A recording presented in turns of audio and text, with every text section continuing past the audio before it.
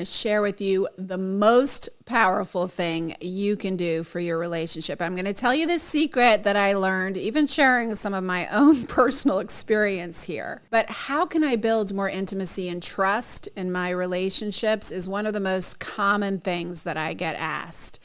And of course, there's lots you can do, and I have lots of videos on how to keep the sexual chemistry going. That's a huge part of sustaining a healthy relationship and good communication and good quality time together and learning to fight effectively. But there is one thing that so few people talk about that is so powerful in love, and it actually personally took me a really long time to learn. It's the art of listening. Now, hear me out. No pun intended, I said listening, but hear me out. Because how often, this is a question for you, do you really listen without judgment, with only curiosity? I mean, usually you're judging the person we are judging the person we're listening to, either something they're saying or even something like the way they're holding themselves. We have this like ongoing conversation in our head. It's usually reflected by what we judge in ourselves, but there's some judgment going on.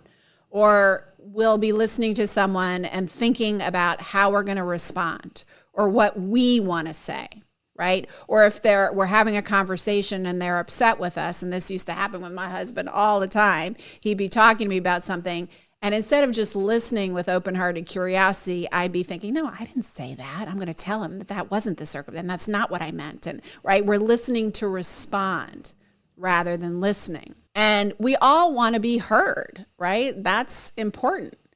And we have to think about how we want to respond. But the other thing that we tend to do is make conclusions about what they're saying. Oh, I'm dating some woman and she says she loves to travel. Well, she must just expect, some sugar daddy, or she must not really want to settle down, right? We make these assumptions based on our fears or concerns or insecurities that we project on people based on what they're saying.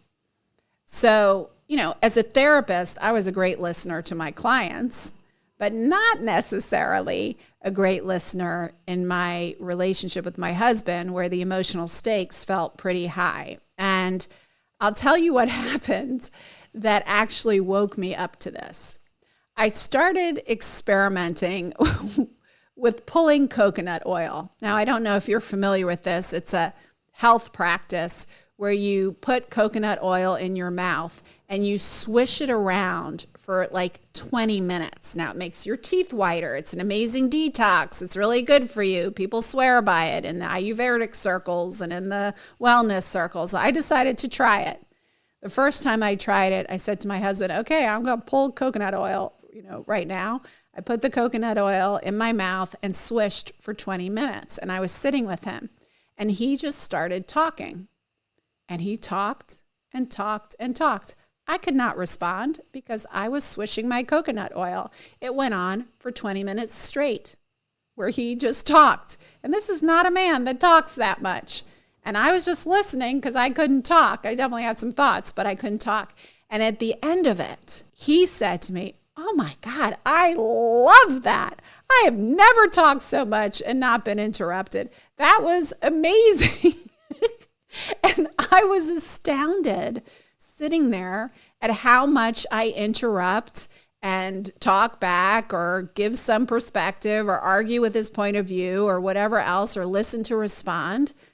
And so it started this new practice within me and even between us of just conscious listening with an open mind, without planning a response, with an open heart, curious open heart, like full presence of what is this person saying to me? What, not in rushing to interpretation or judgment or response, but just really letting it land. What are they saying to me? What is the feeling and the thoughts and words that are being communicated to me? Let me just receive this without responding or having any thoughts. And then you can take a beat. And if you do want to respond, you respond back. But I encourage you to try it because I think you will be astounded by the results. And you will also learn all sorts of new and interesting things about your partner. Now, with your kids, you often have to probe and ask questions to a certain point.